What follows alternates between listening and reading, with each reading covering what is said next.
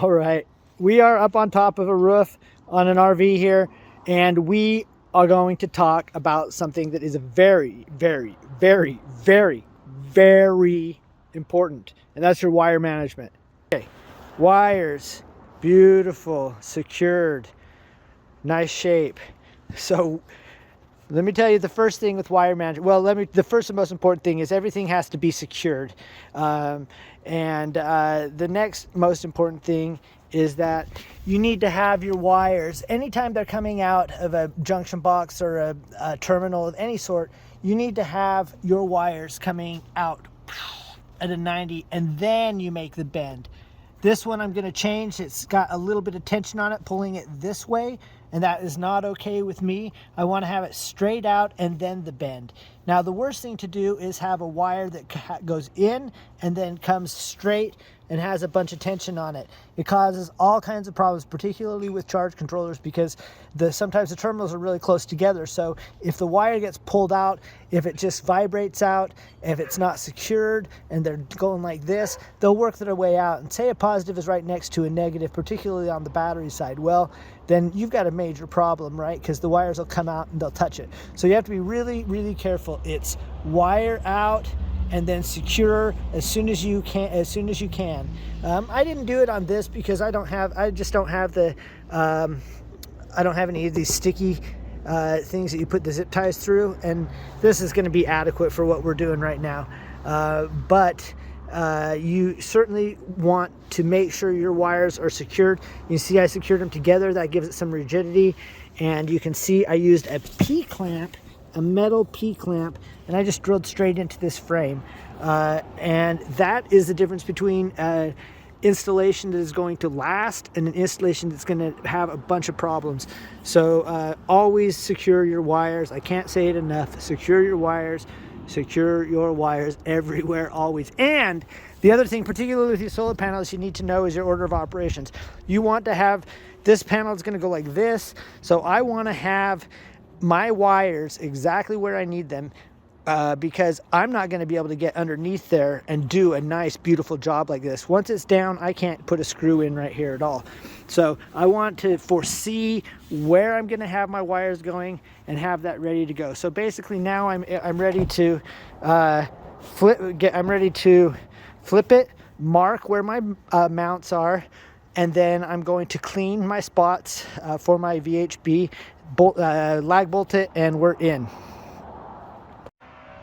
All right, so check it out. This is the coolest thing ever.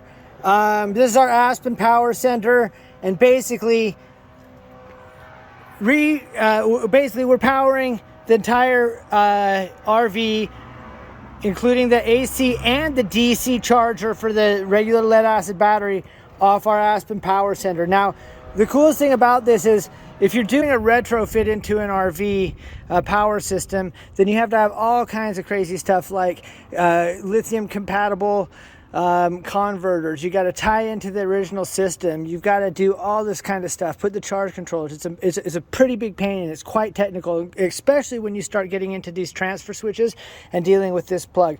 Well, what we have here is you just simply plug this in, and it goes in, and bam, $12 adapter, and the whole thing is powered up. The alternating current is powered up, the direct current is powered up, and it's actually what's even better is it's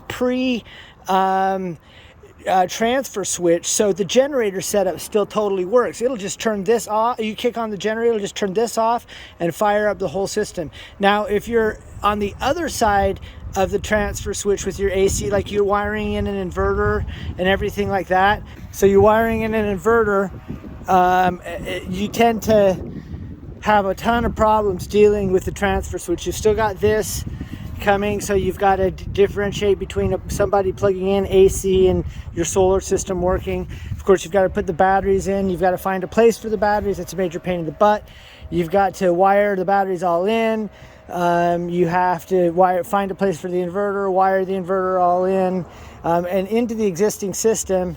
And so it's very complicated, very complicated. This is super duper easy. And you can, so what I'm gonna do is I'm gonna just pull this cord, I'm gonna pop a hole right through there, put it right to inside the van where that is and all the power stuff is, and just wire it right up. You can do this too. This works pretty good. We're gonna do it permanent. We've got something like we got two 360 watt panels up there. So whatever that is, 720. So we're gonna run 720 watts down into this. So a wire is gonna come through here for the solar input, because it's pre-wired solar, which is really nice. We're gonna go out here with this cord and put it right back where it was, which is on the transfer switch. Now all the AC plugs are working. The DC is charging, and it charges a lead acid battery in there, which isn't ideal. I'm not going to tie into the 12 volt system and bypass that right now. I'm just going to let the converter, which is a battery charger, do what it does and go into the lead acid battery up front, and then this will just run its 12 volt stuff off of that. Just because it's so easy. I could bypass that and run the 12 volt off of this if I want, up to 25 amps, which would be more efficient by a decent amount. Those converters suck. They take a ton of power. You can see it's charging right now, charging that stupid DC battery, the lead acid, at 827 watts, which is too much. And it was actually pretty much dead. The lead acid battery is reading 9.7 volts, so it's trash, right? So I'm charging a trash lead acid battery off of this right now. She just needs to change it, or we need to bypass it. But either way, that's what we're doing, and that is super duper duper easy for the monumental task of powering up both the AC and the DC in an RV, retrofit it to lithium and solar. 2000 watt inverter too. So you've got 2000 watt inverter, 2 kilowatt hour lithium battery, and 700 watt solar input. Like, bam, just gets this thing going. It's gonna take no time at all. Anyway, there you have it. All right, we are back on the roof, installing these 260 watt solar panels here. Here we have the aluminum Z bracket, and we're using VHB tape, essentially double-sided sticky tape. A lot of people will put this down without screws. There's no way I will do that. I err on the very high side of safety and things like that. 10 years down the road, I don't want this panel coming off. I bolt it down here, sticky tape, 1/4 inch lag bolt, stainless to sealant, Dicor usually. Very important, clean the area you're going to bond it to. Okay, so we're getting into the night on this, and I'm going to be wrapping it up pretty quick, but let me show you this.